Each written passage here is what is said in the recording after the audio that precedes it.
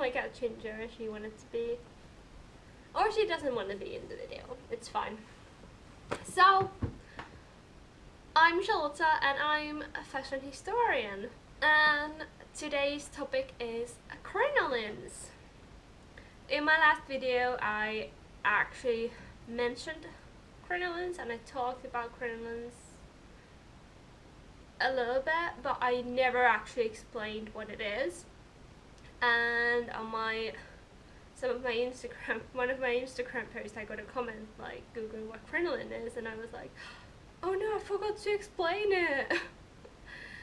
And in my real life, when I have talked about for example, of my dissertation that I did, I mentioned crinolines, and some of my friends were like, what?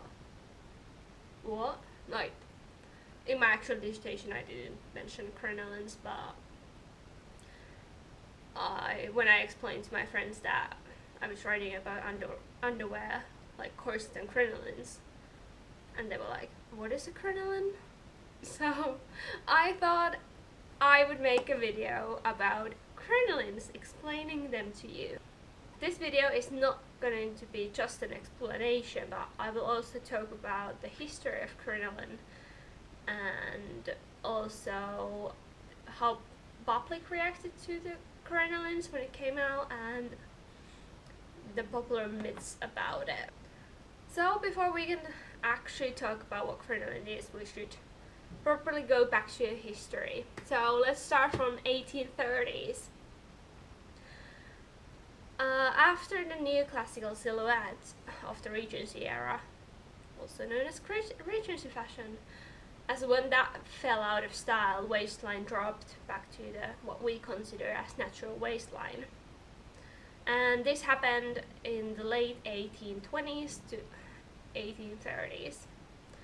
And as the waistline dropped, also skirts became bigger, because when you have high waistline, it kind of makes no sense to have like a lot of puff in here. So bigger and bigger skirts became more fashionable. At first, the silhouette was created by layering skirts and lining them with cord to make them more stiff, that it would actually like stack out and make it bigger. And it was very fashionable to have a big skirt. I'm really sorry, my cat Ginger is being very naughty. She's literally trying to break everything that I own. Also, she just knocks out some books from my bookshelf. I love her, but she's a little bit wild. So, to make the skirt more bigger without layers and layers of petticoats, crinoline was the answer for this. And this layering of petticoats continued until 1856, when the crinoline was invented. So, what is crinoline? Crinoline is a skirt-like structure made of steel hoops to hold skirt in the desired shape. In 1856, crinoline was patented in Paris by R.C. Millet. Crinolines became an instant hit in fashion, and only a few months after the patent, they were already very popular in England as well. Because of the Industrial Revolution, crinoline were manufactured in factories in huge quantities, and that made them quite affordable. One of the biggest reasons why crinolines were such an instant hit, that it fit to the current fashion trend, so the big skirts, so it was basically more like resolution, how to make the skirts bigger without those petticoat layers. So crinolines didn't change the fashion, rather it was like adapted. Also, crinoline freed women from wearing multiple layers of heavy petticoats, because they would wear like even 10 petticoats or even more. And can you imagine having like 10 layers of fabric? Some of them are corded, so it's lined with cord, so there's a lot of weight on it, so it's really heavy and it will stuck to your legs, kind of, without something between. So crinolines really did free the movement of legs, and you would have so yeah, crinoline really did free movement for the legs. But obviously crinolines didn't completely free women from wearing petticoats. Women would still have to wear several layers of petticoats over the crinoline so that it would cover the dents that would be created because of the cage structure. Obviously, not everyone loved crinolines. one of the biggest crinoline haters was actually Queen Victoria. I know I found that quite surprising when I first read about it, but yeah, she really despised them, and she even wrote an open letter addressed to the ladies of England. And in this letter she called crinolines as expensive, dangerous and hideous article called crinoline. So yeah, she really didn't like crinolines. There was also a very good reason why crinolines were considered dangerous. They did cause terrible accidents to the wearer.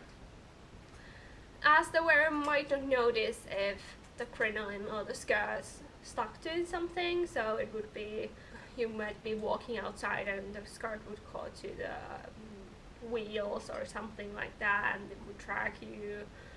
Or this terrible thing happened in Santiago in 1863, where crinolines caused 2,000 women burned to death when candles ignited the fabrics of women's dresses in a church. So they couldn't escape it because they like the big hoops, and also they couldn't feel that it had caught on fire because the skirt was caught on fire. So that was actually that's really sad. So crinolines did free women, but they also caused really terrible accidents.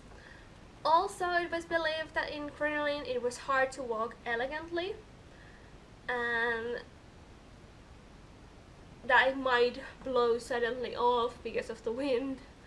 And I think that's kind of ridiculous, because when you think of wearing a crinoline, you would wear several layers of petticoat and then you would have your dress over it, so I don't think it would like actually blow over that easily. Like, kind of makes no sense to me. Obviously you would have to start like sitting differently and know how to move in a crinoline, because obviously it is different than wearing layers petticoats. When French Empress Eugenie was wearing a crinoline, the Habits of Good Society magazine in 1859 was horrified that she was wearing one, as it was considered extreme and immoral fashion. And a lot of men actually hated crinolines because they really thought it was immoral. Which is sad, because crinolines, they did free women's legs for the movement, and then they are like, no, this is immoral. Crinolines were quite a popular topic criticized in magazines. For example, Punch magazine mentioned crinolines for the first time in 1856, which is the year that they were even patented. And in that summer, almost every issue of Punch magazine had some kind of caricature of crinoline.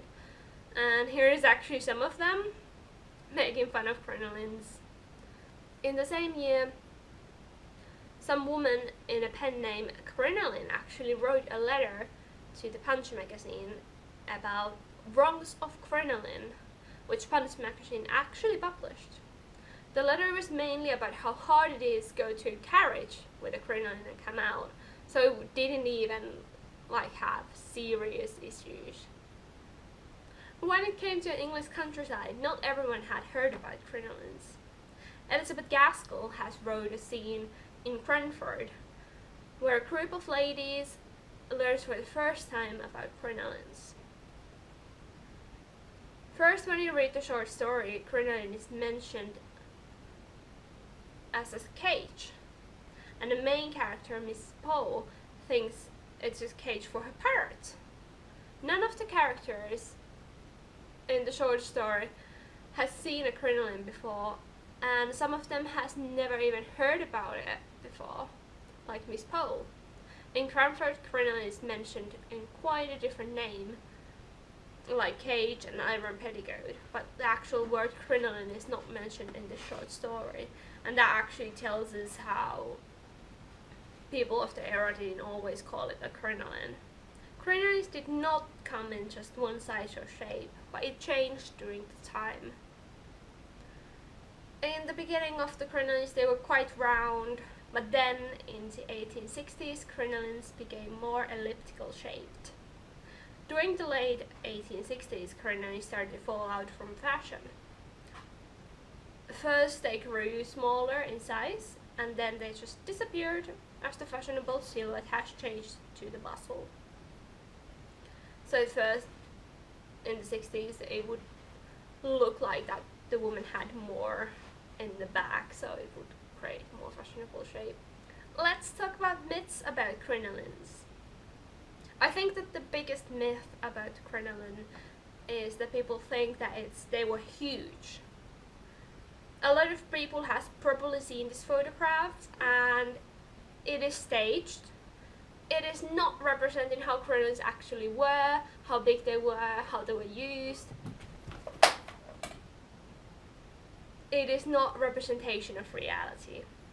It's to make fun, and it's to poke fun of women who actually wore crinolines.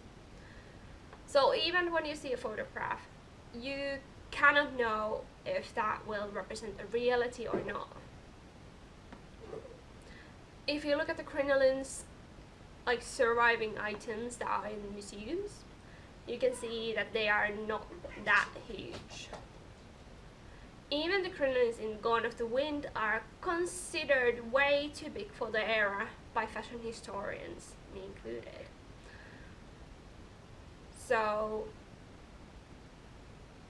they actually weren't that big.